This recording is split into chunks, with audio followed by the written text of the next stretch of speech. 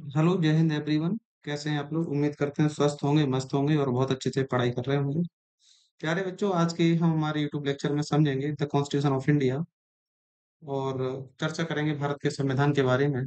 यह क्लास 7 के एकेडमिक्स के साथ साथ various competitive examinations like CTET, KBS, NBS, EMRS और यूपीएससी फाउंडेशन के लिए उपयोगी रहेगा। तो बिना समय की देरी किए हुए इसको शुरू करते हैं। प्यारे बच्चों, शुरू करने से पहले हम एक नजर डालेंगे कि हम इस चैप्टर में पढ़ने क्या क्या वाले हैं। सबसे पहले हम समझेंगे व्हाट इज ए कॉन्स्टिट्यूशन। संविधान क्या होता है? इस कॉन्स्टिट्यूशन की हमें जरूरत क्यों पड़ती है? फिर चर्चा करेंगे writing the constitution of India पे। And then what shaped and influence the Indian constitution, यानी कि इंडियन कॉन्स्टिट्यूशन को इन्फ्लुएंस करने वाले फैक्टर्स और कौन कौन से थे। फिर हम चर्चा करेंगे कि इंडियन फ्रीडम मूवमेंट का इन्फ्लुएंस क्या था। What was India civilizational heritage and history. What we learn from the world, है ना। कहते हैं कि भारत का संविधान उधार का कटोरा है ना। उधार का संविधान है, तो उधार का संविधान का मतलब ये हुआ कि हमने ना वेरियस कॉन्स्टिट्यूशन से इम्पोर्टेंट चीजें कलेक्ट की हैं, तो उस पर भी हम चर्चा करेंगे। इसके बाद फीचर्स क्या है। इसके बाद the constitution is a living document. क्या संविधान एक जीवन डॉक्यूमेंट है?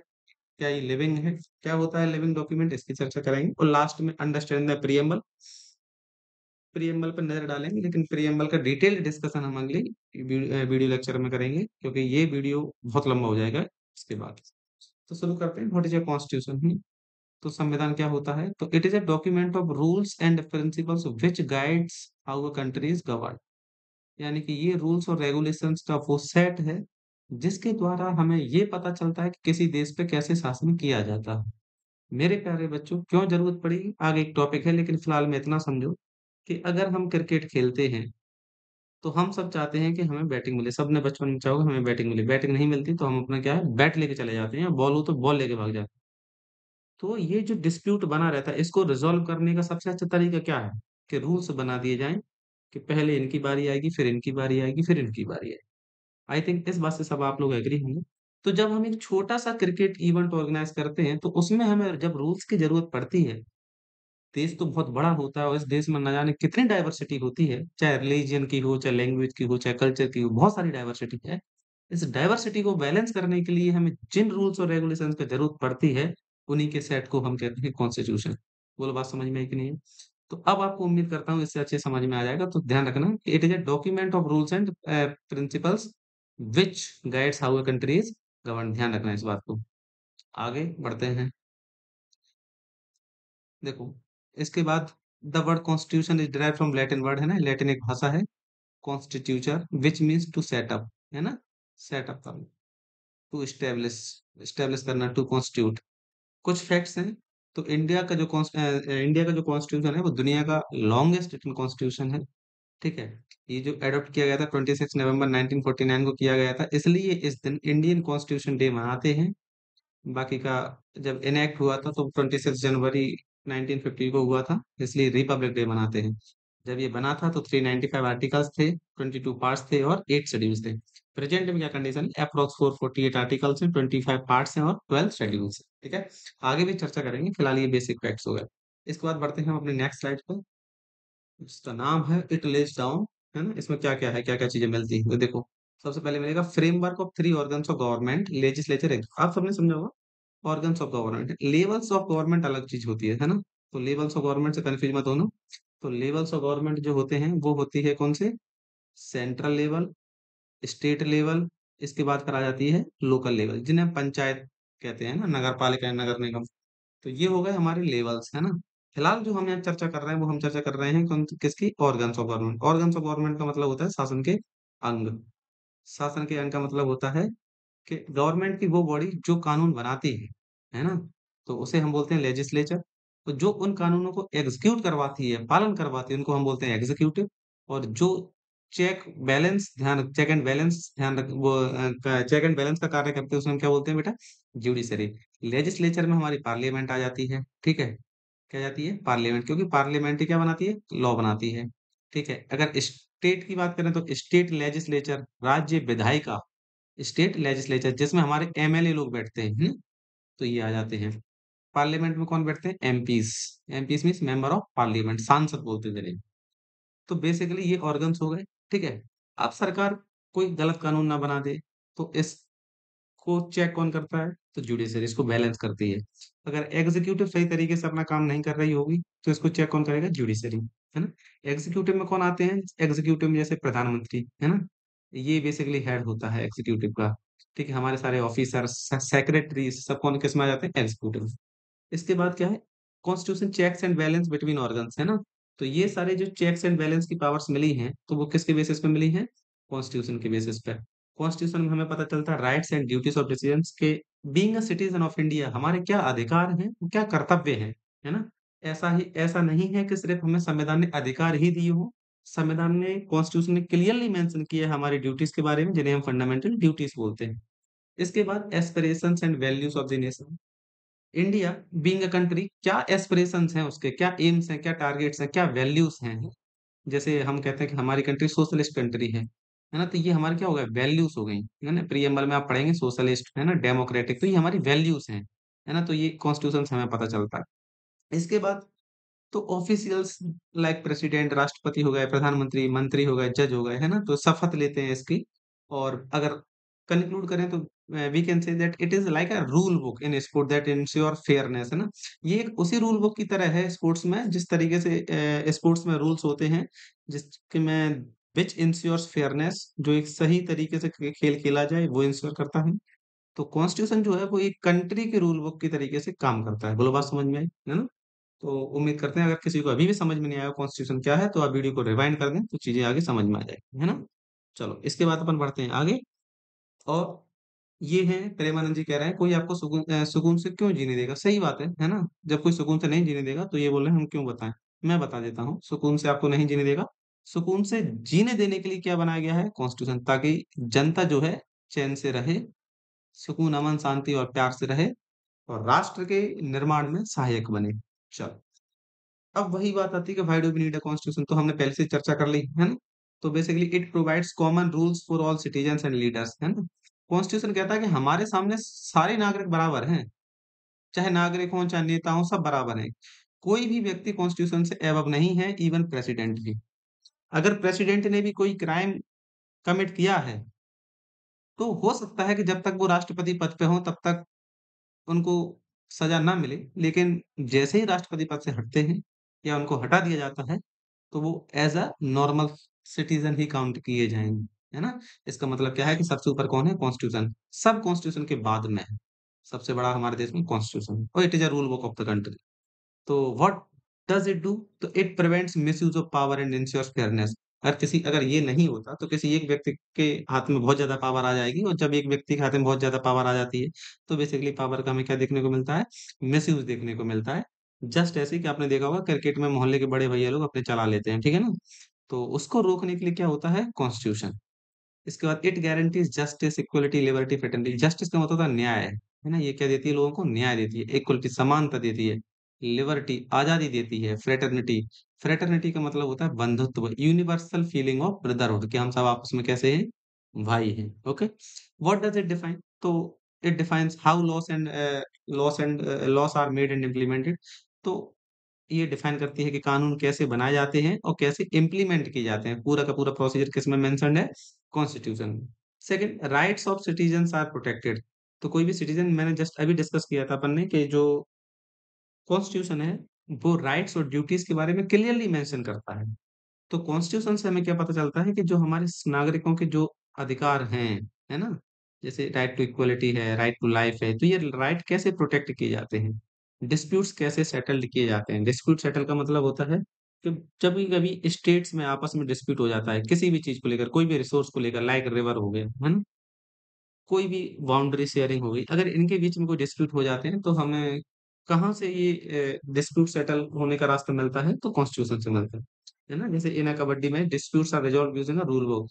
किसी अगर मैच में कोई डिस्प्यूट हो जाता है तो वो कैसे आता है? रूल बुक से। जैसे मान लो क्रिकेट में दोनों टीमों ने खेला, दोनों टीमों ने इक्वल इक्वल स्कोर बना लिया, तो अभी कैसे डिसाइड होगा कौन जीतेगा? तो बेसिकली एक सुपर ओवर जो होता है, सुपर ओवर हमें क्या बता देता है कि आगे एक ओवर का मैच और होगा, जो जीतेगा वो जीत जाएगा। तो बेसिकली सब कहाँ लिखा रहता है? रूल बुक में लिखा रहता है। ठीक है, उम्मीद करता हूँ समझ में आया हो। बढ़ते हैं आगे। अगला टॉपिक है बेटा हमारा, जिसका नाम है writing the constitution of India. Bharat के संविधान के लिखने की शुरुआत होती है। तो पहले हम बात कर लेते हैं बैकग्राउंड की। भारत जो है आजादी के लिए लड़ रहा था, ठीक है। लीडर्स ने प्लान कर लिया था सेल्फ गवर्नेंस। ये भी बहुत इंपॉर्टेंट टॉपिक है, ध्यान रखना। 1928 से पहले भारत सरकार डोमिनियन स्टेटस का दर्जा चाह रही थी, मांग रही थी। लेकिन 1928 में घटना होती है, जिसके बाद में पंडित जवाहरलाल नेहरू 1929 में लाहौर सेशन में ये आह्वान करते हैं कि अब हम सेल्फ गवर्नेंस लेंगे और फुल इंडिपेंडेंस लेंगे। क्या लेंगे? फुल इंडिपेंडेंस, है ना। तो ध्यान रखना, फुल इंडिपेंडेंस। तो लीडर्स प्लान सेल्फ गवर्नेंस। इसके बाद बढ़ते हैं आगे। तो कॉन्स्टिट्यूशन कॉन्स्टिट्यूएंट असेंबली, है ना, ये क्वेश्चन बहुत इंपॉर्टेंट है, ध्यान रखना। क्या क्वेश्चन आता है कि संविधान बनाया किसने, है ना। तो संविधान किसी एक व्यक्ति ने नहीं बनाया, संविधान बनाया है कॉन्स्टिट्यूएंट असेंबली ने। किसने बनाया बेटा? कॉन्स्टिट्यूएंट असेंबली ने, ठीक है। ध्यान रखना, जो कॉन्स्टिट्यूशन है वो किसने बनाया था? कॉन्स्टिट्यूएंट असेंबली, है ना। तो ये ऑब्जेक्टिव में कभी कभी आ जाता है कि तो हु फॉर्म्ड या हु रॉट कॉन्स्टिट्यूशन, तो कॉन्स्टिट्यूएंट असेंबली, है ना। अब इसमें बहुत सारे लोग थे। तो ये कॉन्स्टिट्यूएंट असेंबली जो थी कब फॉर्म हुई थी? तो ये फॉर्म हुई थी बेटा 9 दिसंबर 1946 को, ध्यान रखना। भारत की आजादी से पहले हो चुका था इसका शुरुआत। कितने मेंबर थे? तो 389 मेंबर्स के साथ में कॉन्स्टिट्यूएंट असेंबली ने अपना काम करना शुरू किया था, भारत का संविधान बनाना शुरू किया था। जब 1946 में ये शुरुआत हुई तो 389 मेंबर्स थे, लेकिन जैसे ही 1947 आया, भारत आजाद होता है। आप सबको पता है, भारत आजाद होने के बाद पाकिस्तान अलग हो जाता है, और इधर ईस्ट पाकिस्तान, जिसे अब बांग्लादेश कहते हैं, वो अलग हो जाता है। तो इस पार्टीशन के बाद जो मेंबर्स बचते हैं वो बचते हैं 299। तो ध्यान रखना कि आजादी से पहले 389 थे, और आजादी के बाद 299 हो गए। ऑब्जेक्टिव में आ जाएगा, तो बहुत इंपॉर्टेंट क्वेश्चन है, ध्यान रखना है। बहुत सारे कॉम्पिटेटिव एग्जाम में आ जाता है। इसके बाद सबसे इंपॉर्टेंट फैक्ट है कि इसमें कितने वुमेन थी, कितने वुमेन मेंबर थी। तो कितनी वुमेन मेंबर थी? इट इंक्लूडेड 15 वुमेन मेंबर, ध्यान रखना, बहुत इंपॉर्टेंट फैक्ट है। तो कितनी वुमेन मेंबर थी? 15 वुमेन, है ना। तो जो कॉम्पिटेटिव एग्जाम की तैयारी करने वाले लोग हैं, वो आप इनके नाम भी याद रख सकते हैं। तो it represented all regions and social groups, है ना। बेसिकली ये पूरे देश के पूरे हिस्से में से इतने सारे लोग आए थे। चेयरमैन कौन थे? तो डॉक्टर राजेंद्र प्रसाद इसके चेयरमैन थे। इसके बाद ड्राफ्टिंग कमेटी के चेयरमैन कौन थे? तो ड्राफ्टिंग कमेटी के चेयरमैन थे डॉक्टर बी आर अम्बेडकर। ये भारत के पहले कानून मंत्री बनते हैं, और डॉक्टर राजेंद्र प्रसाद हमारे पहले राष्ट्रपति हैं। कब कंप्लीट हुआ था? तो इट वाज कंप्लीटेड ऑन 26 नवंबर 1949। ध्यान रखना, भारत का संविधान 26 नवंबर को बन के तैयार हो चुका था, जिस वजह से 26 नवंबर को हम क्या कहते हैं बेटा? जिस वजह से हम 26 नवंबर को कहते हैं इंडियन कॉन्स्टिट्यूशन डे। तो 26 नवंबर को हम कौन सा दिन मनाते हैं? इंडियन कॉन्स्टिट्यूशन डे, ठीक है। इसके बाद में इसको 26 नवंबर 1949 को बना के तैयार कर लिया, लेकिन इसको हमने इनेक्ट कब किया? तो इसको हमने इनेक्ट किया, इसको हमने अडॉप्ट किया 26 ऑफ जनवरी 1950 को। और जब हमने इसको अडॉप्ट किया, तो इसी दिन हमने क्या बनाया? रिपब्लिक डे, है ना। तो ये 26 नवंबर 1949 को बन के तैयार हो चुका था। तो एडॉप्ट इतनी देर बाद क्यों किया? तो इसके पीछे भी रीजन है, तो इसको चर्चा करेंगे फिर कभी किसी और यूट्यूब लेक्चर में। फिलहाल ध्यान रखना है कि शुरुआत हुई 9 दिसंबर 1946, बन के तैयार हुआ 26 नवंबर 1949, 26 जनवरी 1950 को एडॉप्ट किया गया, है ना। और टाइम कितना लगा? 2 साल, है ना, याद रखना है। 2 ईयर्स 11 मंथ 18 डेज, ये फैक्ट है, याद रख लेना कि कॉन्स्टिट्यूशन को बनने में इतना समय लगा, 2 ईयर्स 11 मंथ और 18 डेज।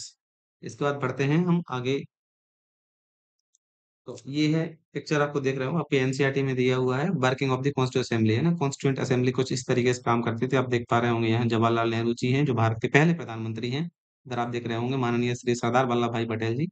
तो ये भारत के पहले होम मिनिस्टर थे। तो ये आर्किटेक्ट हैं हमारे कॉन्स्टिट्यूशन के। इसके बाद हम पढ़ते हैं अगले टॉपिक पे, जिसमें है what shaped and influence the constitution, है ना। तो किसने हमारे संविधान को प्रभावित किया? ऐसे कौन कौन से फैक्टर्स थे? तो पढ़ते हैं आइडियल्स कौन कौन से हमारे कॉन्स्टिट्यूशन में। इक्वलिटी, है ना, भारत का संविधान किसी को कम किसी को ज्यादा नहीं करता है, सभी में बराबर, या ये कहें कि सभी को इक्वली ट्रीट करता है। जस्टिस, भारत का संविधान कहता है कि चाहे व्यक्ति गरीब हो, चाहे अमीर हो, चाहे किसी भी सेक्शन से आता हो सोसाइटी के, तो सभी को क्या है? जस्टिस दी जाएगी, सभी को न्याय मिलेगा, सभी को आजादी रहेगी। किसी भी तरीके की गुलामी या बंधुआ मजदूरी देश में नहीं रहेगी। फ्रेटर्निटी, आपस में सब भाईचारे से रहेंगे, है ना? कोई किसी भी रिलीजन का, कोई किसी भी सेक्ट का हो, कोई किसी भी लैंग्वेज से बोलता हो, लेकिन सबसे पहले और सबसे बाद में हम कौन हैं? इंडियन। ये हमारी पहचान रहेगी, तो ये फ्रेटर्निटी बताती है। कल्चरल हेरिटेज, तो हमारे जो फ्रीडम मूवमेंट लीडर थे, ये इस असेंबली के पार्ट थे। जैसे आप देख रहे होंगे जवाहरलाल नेहरू, सरदार वल्लभ भाई पटेल, तो ये सब कौन है? हमारे फ्रीडम मूवमेंट लीडर्स। वही इस असेंबली के पार्ट, है ना? तो क्वेश्चन कौन-कौन से उठे थे कि how to ensure universal adult franchisee. इसका मतलब होता है कि voting rights, right of voting, right of voting, यानी कि वोटिंग कैसे मिलेगी? वोटिंग कैसे मिलेगी? इसका मतलब क्या हुआ कि वोटिंग सिर्फ अमीर लोगों को ही मिलेगी, या वोटिंग सारे मेल्स को मिलेगी, इसमें फीमेल्स हैं या नहीं हैं, ये भी देखना रहेगा। क्योंकि बहुत सारे दुनिया के ऐसे देश हैं जिसमें महिलाओं को इवन 20 सेंचुरी तक उन्हें वोटिंग का अधिकार नहीं मिला था, चाहे उसमें फ्रांस ही क्यों ना हो, है ना? तो भारत का संविधान कहता है कि how to ensure universal adult franchise, है ना? तो इसके बारे में हमें चर्चा चलती है इस कॉन्स्टिट्यूएंट असेंबली में। फिर अगली चर्चा चलती है how to separate powers of government. तो जो गवर्नमेंट की पावर्स इनको कैसे सेपरेट करेंगे? How to guarantee fundamental rights, ऐसे राइट्स जो हमने दे तो दिए हैं, लेकिन हम इनको इंश्योर कैसे करें कि ये राइट्स जो हैं लोगों को मिल पा रहे हैं, और अगर नहीं मिल पा रहे हैं तो लोगों के पास फिर क्या रास्ता बचता है अपने इन अधिकारों को सुनिश्चित करवाने के लिए, ठीक है? इसके बाद सेंटर और जो स्टेट है इनके रिलेशंस कैसे होंगे? अगर इनके बीच में कोई डिस्प्यूट हो रहा है तो वो कैसे रिज़ॉल्व होगा? और कॉन्स्टिट्यूशन उस समय बनाया गया, उस समय की डिमांड्स को देखते हुए, तो भविष्य में अगर डिमांड बदली, तो क्या कॉन्स्टिट्यूशन में अमेंडमेंट हो सकते हैं? अमेंडमेंट का मतलब है सुधार। क्या संविधान में सुधार हो सकता है? ये सारे तरीके थे, या ये सारी चर्चाएँ थी जो कॉन्स्टिट्यूएंट असेंबली में की गई, ठीक है? अब बढ़ते हैं आगे अपनी स्लाइड्स पे। अगली स्लाइड है बेटा इंडियन सिविलाइजेशन हेरिटेज, है ना? ये सारी चीज़ें भी देखी गई हैं। तो इंडियन इंडियन कॉन्स्टिट्यूशन में कौन-कौन सी वैल्यूज़ थी? टॉलरेंस, रिस्पेक्ट फॉर ह्यूमन, है ना? महिलाओं की इज़्ज़त करना, उन्हें सम्मान करना उनका, है ना? उन्हें उनकी महिलाओं की भागीदारी सुनिश्चित करना, लर्निंग, यूनिटी इन डाइवर्सिटी, है ना? कहते हैं कि इंडिया जो है वो India is a land of diversity, जिसमें लिंग्विस्टिक डाइवर्सिटी है, रिलीजियस डाइवर्सिटी है, ठीक है? वेरियस कल्चरल डाइवर्सिटी, हमारे पास बहुत सारे ड्रेसिंग सेंस हैं, बहुत सारी फूड हैबिट्स हैं, क्यूसेंस डाइवर्सिटी है। तो बहुत सारी डाइवर्सिटी, लेकिन इस डाइवर्सिटी में हम क्या हैं? एक हैं, हमारे पास क्या है? यूनिटी है, मीन वी आर यूनाइटेड। तो we have ancient ideas like वसुधैव कुटुंबकम, जिसमें हम दुनिया को पूरा एक परिवार मानते हैं। सर्वे भवन्तु सुखिनः का मतलब है कि सभी लोग खुश रहें, है ना? वेल बीइंग ऑफ ऑल, सभी का अच्छा हो। तो इसका इन्फ्लुएंस कहाँ देखने को मिलता है? In fundamental duties and unity of India. इसके बाद learnings from the world in the Indian constitution. अब हम बात करेंगे दुनिया के जो दुनिया से हमने क्या सीखा है ना, भारतीय कॉन्स्टिट्यूशन हमने क्या अडॉप्ट किया, है ना? तो ध्यान रखना, India followed the old saying from Rigveda, है। कहते हैं कि इंडिया के जो 4 वेद हैं, उसमें से ऋग्वेद हो गया, ऋग्वेद के बाद कौन-सा हो गया? सामवेद, सामवेद के बाद यजुर्वेद, फिर अथर्ववेद। तो जो ऋग्वेद है सबसे एंशिएंट जो वेद है, उसमें से एक पंक्ति उठाई जिसका नाम था आ नो भद्र कृत्व यन्तु विश्व। इसका मतलब है let noble thoughts come to us from every side. कहते हैं कि जो अच्छी बातें हमें कहीं से भी मिले हमें ले लेनी चाहिए। इस वजह से हमारे जो संविधान बनाने वाले लोग थे, इन्होंने दुनिया के अलग-अलग कॉन्स्टिट्यूशंस को पढ़ा, और दुनिया के कॉन्स्टिट्यूशन में जो अच्छी-अच्छी बातें थी वो उन्होंने अडॉप्ट की, और अडॉप्ट करने के बाद एक नया कॉन्स्टिट्यूशन बनाया, या ये कहें कि हमारे कॉन्स्टिट्यूशन में अपनी ज़रूरतों के हिसाब से उसे शामिल कर लिया। मतलब बात समझ में आई कि नहीं आई, है ना? तो कहते हैं कि अच्छी चीज़ें जहाँ से भी सीखने को मिले तो ले लेनी चाहिए।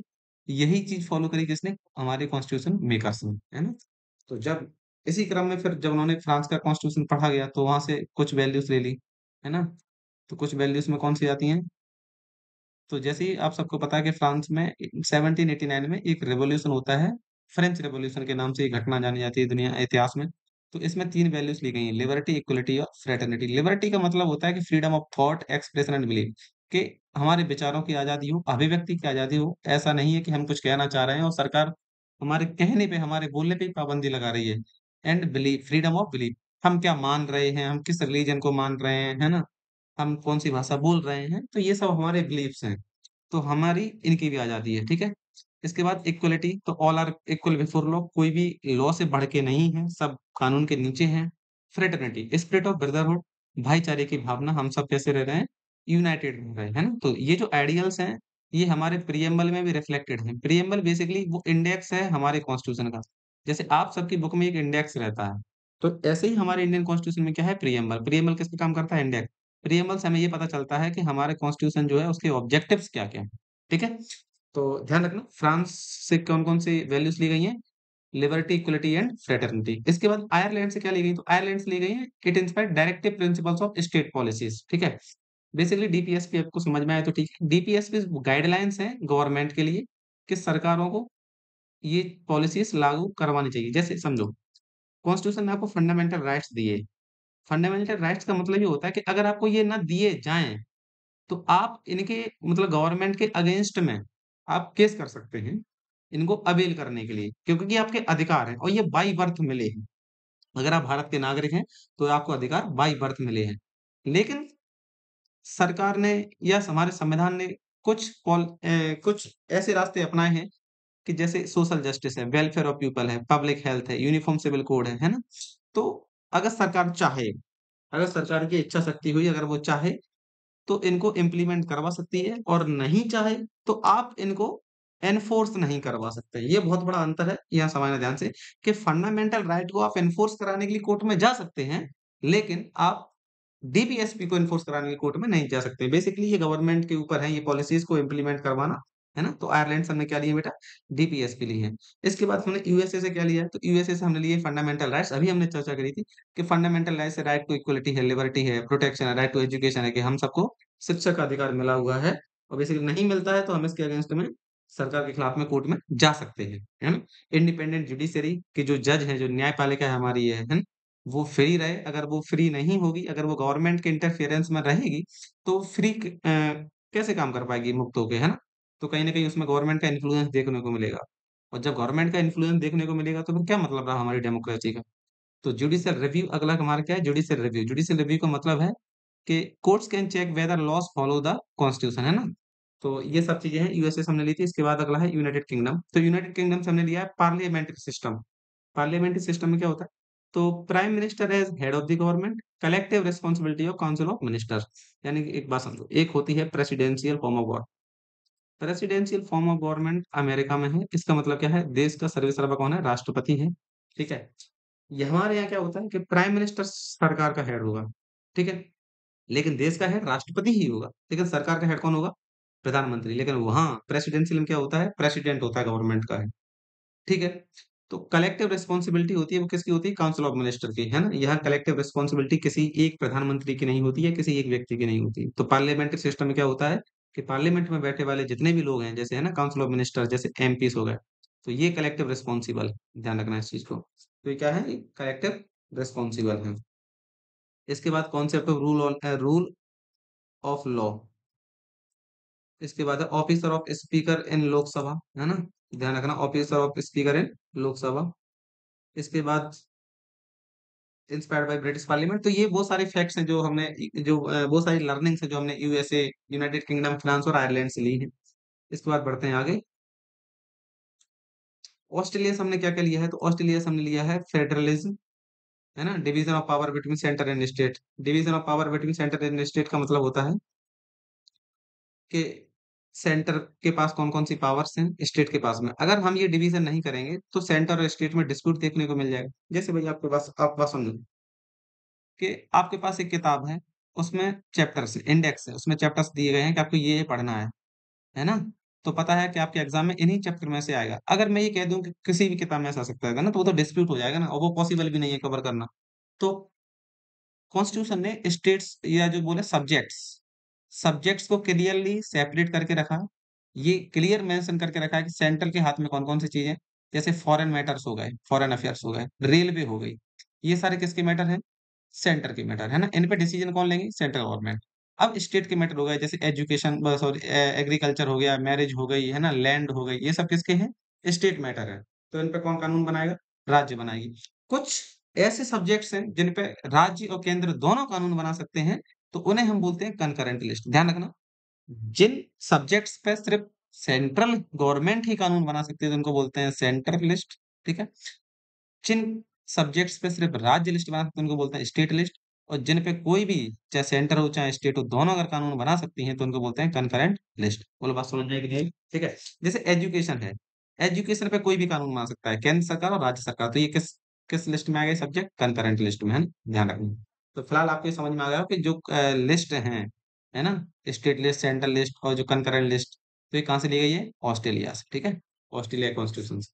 इसके बाद हम पढ़ते हैं आगे, भाई this learnings were important for India. तो ये इंपॉर्टेंट क्यों होती है? बेसिकली हमने वही बात की कि जो अच्छी चीजें हैं वो हमें दुनिया के किसी भी देश से मिले हमें ले लेनी चाहिए। तो India is diverse and large, बहुत डाइवर्स कंट्री है, बहुत बड़ा देश है ना? It needed a text of governance, ठीक है, freedom struggle demanded justice equality. जो हमारे आजादी के लिए जो लोग लड़ाई लड़ रहे थे वो न्याय की, समानता की और आजादी की बात कर रहे थे, है ना? तो by combining Indian traditions world practices, अपने इंडियन ट्रेडिशंस को कंबाइन करने के बाद, दुनिया की जो कॉन्स्टिट्यूशन थे उनको पढ़ने के बाद जो अच्छी चीजें लगी वो फिर हमने एक बुक में कंक्लूड किया और जिसे बना दिया गया है कॉन्स्टिट्यूशन ऑफ इंडिया, जो कि दुनिया का सबसे बड़ा रिटन कॉन्स्टिट्यूशन। बोलो बात समझ में आई? इसके बाद बढ़ते हैं आगे। अब फीचर्स क्या क्या हैं? तो सही बात है, फीचर्स में हम चर्चा करेंगे सेपरेशन ऑफ पावर्स के। हमारे कॉन्स्टिट्यूशन में पावर्स बिल्कुल सेपरेट हैं कि लेजिस्लेचर की पावर क्लियरली डिफाइन है। क्या पावर्स हैं? लेजिस्लेचर की पावर रहती है कानून बनाने की, है ना, टू मेक लॉ। एग्जीक्यूटिव की पावर है to execute the laws made by legislature. जो हमारी पार्लियामेंट ने कानून बना दिया है उसको एग्जीक्यूट करवाना किसका काम है? एग्जीक्यूटिव का।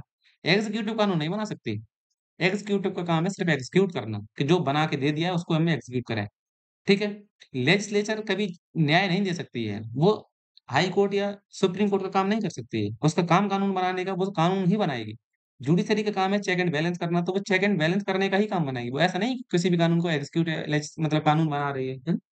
स्पेशल केसेस को छोड़। तो ध्यान रखना कि फीचर क्या है कॉन्स्टिट्यूशन के, है ना? ये मेंस में काम आ सकते हैं, स्टेट पीसीएस में।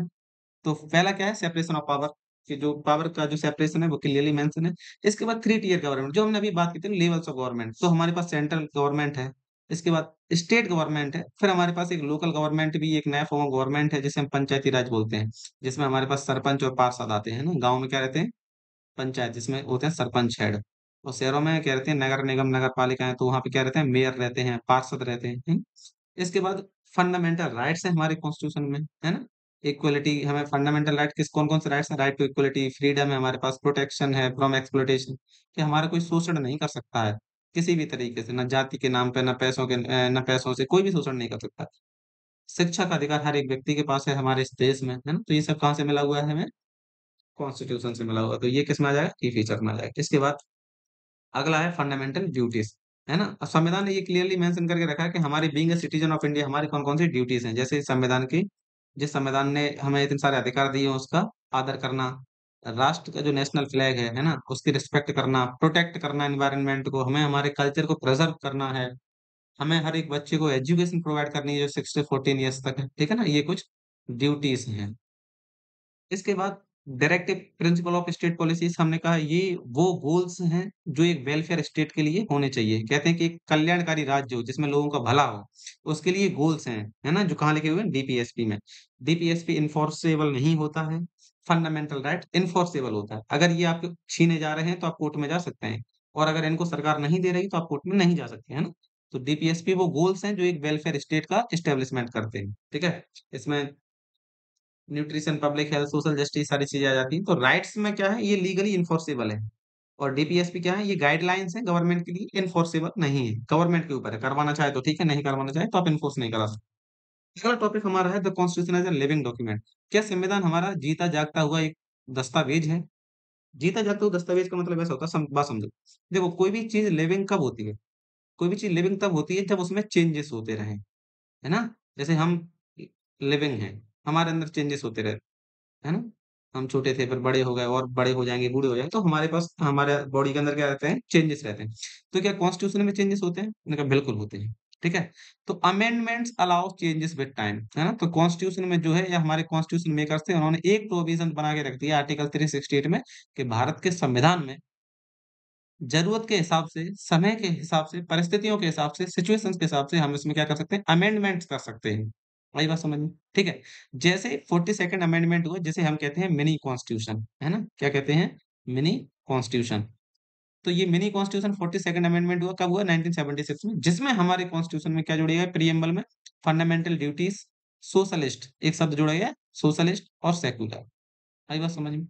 तो ये किसमें जोड़ी गई? प्रीएम्बल में। कौन से कॉन्स्टिट्यूशन अमेंडमेंट में? 42nd amendment. बहुत सारे अमेंडमेंट्स होते रहे हैं। 73 अमेंडमेंट में क्या रहा? पंचायती राज है ना? ये जो लोकल गवर्नमेंट का फिनोमिनन है किसमें जोड़ा गया? 73rd अमेंडमेंट 1992 में आया था। ध्यान रखना, फैक्चुअल चीजें हैं, फैक्चुअल चीजें याद रख सकते हो। तो ये पंचायती राज जोड़ा गया, ठीक है। इसके बाद 2004 में सुप्रीम कोर्ट ने अलाउ किया सिटीजन्स को कि वो नेशनल फ्लैग को फ्लाई कर सकते हैं घर पे, as a freedom of expression, अभिव्यक्ति के अधिकार में। उन्होंने बोला कि कोई भी अगर भारत जो राष्ट्रीय ध्वज है, तिरंगा, इसको अगर फहराना चाहे तो फहरा सकता है, ठीक है। इसके बाद public opinion movement can also influence changes. The constitution is both legal and work of art. अब ध्यान रखना, ये इंपॉर्टेंट फैक्ट है। जो कॉन्स्टिट्यूशन है वो किसके द्वारा लिखा गया? प्रेम बिहारी नारायण राय ज्यादा। ये बहुत इंपॉर्टेंट फैक्ट है ना? ध्यान रखना, किसके द्वारा लिखा गया? प्रेम बिहारी नारायण राय द्वारा। जो सजावट की गई वो नंदलाल बोस ने की है। किसने की? नंदलाल बोस, बोस निकेतन से। इसके बाद बढ़ते हैं आगे स्लाइड पर। द प्रीएम्बल गाइडिंग वैल्यूज है ना? अब ये प्रीएम्बल्स को बहुत ज्यादा डिटेल में नहीं करेंगे, बहुत वीडियो लंबा हो जाएगा। फिलहाल हम शॉर्ट शॉर्ट में समझेंगे कि प्रीएम्बल में कौन कौन सी चीजें हैं। सोवरेन है ना? सोवरेन का मतलब होता है कि लोगों के पास सुप्रीम पावर है, ठीक है। हमारा देश एक्सटर्नल किसी भी प्रेशर में नहीं है। हमारे देश पूरी तरीके से इंडिपेंडेंट है हमारा देश, है ना? हम जो डिसीजन चाहे ले सकते हैं। हम किसी भी एक्सटर्नल कंट्रीज के इन्फ्लुएंस में होके अपना डिसीजन चेंज नहीं कर सकते, है ना? रिपब्लिक, बेसिकली हम हमारी मर्जी के मालिक। बात रिपब्लिक, रिपब्लिक का मतलब होता है head of the state is elected, not hereditary. Head of the demo Republic का मतलब समझो बेटा, कि जब देश का जो हेड है, अब देश का हेड कौन होता है? प्रेसिडेंट। अगर प्रेसिडेंट इलेक्टेड है तो इसका मतलब वो क्या है? वो कंट्री रिपब्लिक है। आई बात समझ में? और डेमोक्रेटिक का मतलब होता है कि जो गवर्नमेंट का हेड है, किसका हेड है? गवर्नमेंट का हेड। और अगर गवर्नमेंट का हेड अगर डेमोक्रेटिक है तो वो कंट्री क्या हो जाएगी? डेमोक्रेटिक कंट्री हो जाएगी। अगर जो गवर्नमेंट का हेड अगर इलेक्टेड है, सॉरी, गवर्नमेंट का हेड क्या है? इलेक्टेड, तो वो कंट्री क्या हो जाएगी? डेमोक्रेटिक। आसान सी बात हम समझो कि सर ब्रिटेन है, ब्रिटेन में गवर्नमेंट का हेड पीएम है, सर वो इलेक्टेड है, क्या वो डेमोक्रेटिक है? मैंने कहा बिल्कुल डेमोक्रेटिक। लेकिन क्या वो रिपब्लिक है? अब आंसर आ जाएगा, रिपब्लिक नहीं है। क्यों? क्योंकि वहां जो हेड ऑफ द स्टेट है, हेड ऑफ द गवर्नमेंट नहीं, head of the state, head of the state वहां है किंग और क्वीन जो भी है, ठीक है। तो किंग और क्वीन क्या है? हेरिडिटरी।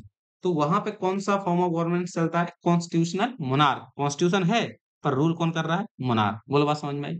इंडिया में ऐसा कोई किंग है नहीं, इसलिए क्या है? इंडिया डेमोक्रेटिक है और रिपब्लिक है ना? डेमोक्रेटिक का मतलब क्या होता है कि लोग जो है हमारे देश के अपने रूलर्स को चुनते हैं, ठीक है, और वो अकाउंटेबल होते हैं हमारे प्रति। जस्टिस, न्याय का मतलब है कि किसी भी तरीके कोई डिस्क्रिमिनेशन नहीं होगा किसी भी किसी भी सेक्शन में, किसी भी रिलीजियन के लोगों में, है ना? किसी में भी डिस्क्रिमिनेशन नहीं होगा, no discrimination. Government must reduce inequalities. तो जो भी इनइक्वालिटीज हैं गवर्नमेंट इनको हटाएगी, ठीक है। बेसिकली आप आज जो रिजर्वेशन का कॉन्सेप्ट देखते हैं, वो रिजर्वेशन का कॉन्सेप्ट इज नथिंग, बस यही है कि जो लोग पहले पीछे रह गए थे अब उनको थोड़ा सा आगे करना, ताकि वो सोसाइटी की डेवलपमेंट की मेन स्ट्रीम में आ सके, समाज की मुख्य धारा में आ सके और उनका भी विकास हो सके। लिबर्टी, आजादी हमारे पास थॉट्स की है, एक्सप्रेशंस की है, बिलीफ की है, एक्शंस की है। हम अभिव्यक्त कर सकते हैं कुछ भी, है ना? जो भी हमारी श्रद्धा है, जो भी हम मानते हैं, उसकी हमारे पास आजादी है। इक्वलिटी है, all are equal before law, equal opportunity, सभी को बराबर समानताएं हैं, अब बराबर अवसर मिलेंगे। Fraternity, universal feeling of brotherhood, है ना? नो वन, कोई भी इन्फीरियर नहीं है, सभी इक्वल हैं। सोशलिस्ट, ये इंपॉर्टेंट है, इसका मतलब हुआ कि wealth distribution to reduce inequalities. Basically इसका मतलब होता है, देखो सोशलिस्ट का मतलब होता है, पहले समझो, कैपिटलिस्ट का मतलब होता है कि वो देश जिसका पूरा एम रहेगा प्रॉफिट कमाने पे। क्या रहेगा? प्रॉफिट कमाने पे। जबकि सोशलिस्ट वो कंट्रीज होते हैं जिनका एम रहता है जो गरीब हैं, जो पुअर सेक्शन है, इनके वेलफेयर पे। तो वे क्या करते हैं? तो जो अमीर लोग होते हैं उनसे वेल्थ लेते हैं, उनसे पैसा लेते हैं एज अ टैक्स, टैक्स, और पॉलिसीज बनाते हैं ताकि जो गरीब लोग हैं इनका वेलफेयर हो सके, इनका कल्याण हो सके, है ना? हम आज देखते हैं कि बहुत सारी गवर्नमेंट्स अलग-अलग टाइप की पॉलिसीज़ चलाती हैं। तो बेसिकली वो क्या करती हैं, एक सोशलिस्ट सोसाइटी का एग्जाम्पल सेट करती हैं, ठीक है? तो वेल्थ डिस्ट्रीब्यूट करती हैं ताकि जो इनइक्वालिटीज़ हैं वो कम हो सकें। सेक्युलर, सेक्युलर का मतलब होता है कि हमारे कंट्री का कोई भी ऑफिशियल रिलीजन नहीं है। इसका मतलब हम कोई भी रिलीजन को नहीं मानेंगे, नहीं, ये गलत है। सेक्युलर का मतलब होता है हमारे देश का कोई भी रिलीजन नहीं रहे, लेकिन हम सारे धर्मों का बराबर सम्मान करेंगे, सारे धर्मों को बराबर बढ़ावा देंगे। अगर कोई कोई सा भी टाइप का रिलीजियन प्रैक्टिस करता है, करना चाहता है, बिल्कुल करे अपनी मर्जी से। देश से देश को इस चीज से कोई दिक्कत नहीं है। बस हाँ, देश का कोई भी ऑफिशियल रिलीजन नहीं है। तो ये हो गया सेक्युलर, है ना? बाकी इन प्रियम्बल को डिटेल में डिस्कस कर लेंगे। फिलहाल वीडियो बहुत लंबा हो गया। इसके बाद इतना ही। आप ये प्रियम्बल देख रहे होंगे जिसमें है we the people of India, है ना? ये जो है कि हम भारत के लोग, ऑस्ट्रेलिया से लिया गया है। सोवरेन, सोवरेन का मतलब होता है कि हम किसी भी देश के अंडर में नहीं है। सोशलिस्ट, सेक्युलर का मतलब होता है हमारे कंट्री का कोई भी ऑफिशियल रिलीजन नहीं है। सभी धर्मों का हम बराबर सम्मान कर रहे हैं, बराबर बढ़ावा देंगे। डेमोक्रेटिक रिपब्लिक का मतलब है कि हमारा हेड ऑफ द स्टेट और हेड ऑफ द गवर्नमेंट दोनों ही इलेक्टेड हैं। हमारे पास जस्टिस है, सोशल, इकोनॉमिक, पॉलिटिकल लिबर्टी है, हमारे पास आजादी है, समानता का अधिकार मिला हुआ है, फ्रेटर्निटी है, ताकि हम सही रह सकें, है ना? एक एक एकता से रह सकें। In our constituent assembly 26th day of November, basically ये कहना चाह रहे हैं कि कॉन्स्टिट्यूशन जो है बन के कब तैयार हुआ? 26 नवंबर 1949 को।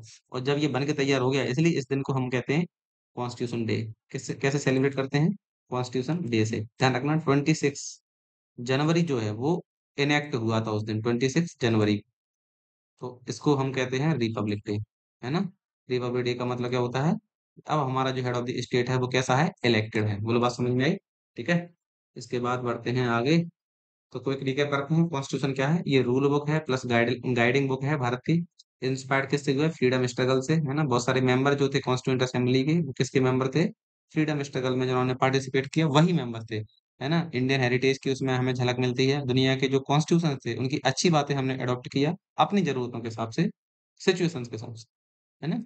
तो इट प्रोवाइड्स गवर्नमेंट स्ट्रक्चर, कि सरकार के कौन कौन से स्ट्रक्चर हैं, सेपरेशन ऑफ पावर्स हैं, राइट्स मिले हैं, ड्यूटीज हैं, नेशनल आइडियल्स हैं। तो it is a living and flexible document. Flexible document वो डॉक्यूमेंट होता है जो आसानी से, या जिसमें चेंजेस इजीली हो सकें। बहुत इजी चेंजेस तो नहीं हो सकते, लेकिन हाँ, अगर जरूरत रहती है, बहुत जरूरी चेंजेस हैं वो इंडियन कॉन्स्टिट्यूशन में हम लोग कर सकते हैं। हम लोग का मतलब पार्लियामेंट कर सकती है, ध्यान रखना। इंडियन कॉन्स्टिट्यूशन में कौन अमेंडमेंट कर सकती है? पार्लियामेंट। तो इसके बाद है the preamble reflects the soul of the constitution, है ना? जो प्रीएम्बर मैंने अभी आपको यहाँ दिखाई थी, ये, है ना? तो ये बेसिकली एक वो इंडेक्स है जिसमें हमें पता चलता है कि हमारे, अगर कोई भी कॉन्स्टिट्यूशन को पूरा नहीं पढ़ पा रहा है और अगर ये जानना चाहता है कि इंडियन कॉन्स्टिट्यूशन की झलक कैसी है या भारत के संविधान के उद्देश्य क्या है, पर्पस क्या है, तो ये प्रीएम्बल को पढ़ ले। प्रीएम्बल को पढ़ने से उसे ये समझ में आ जाएगा कि हाँ, इंडियन कॉन्स्टिट्यूशन का माइंडसेट कैसा है, वो क्या डिस्कस करेगा, है ना? चलो, हाँ, ये इसके बाद हमारा हो गया chapter finish. Thank you so much. I think आपको वीडियो पसंद आया होगा। वीडियो पसंद आया तो चैनल को लाइक करें और सब्सक्राइब करें, है ना? और कोई भी डाउट है तो कमेंट सेक्शन में आपका स्वागत है। और ऐसी ही वीडियोस के लिए, पूरी एनसीईआरटी को कवर करने के लिए हमारे साथ जुड़े रहेंगे हमारे इस यूट्यूब चैनल पे। धन्यवाद।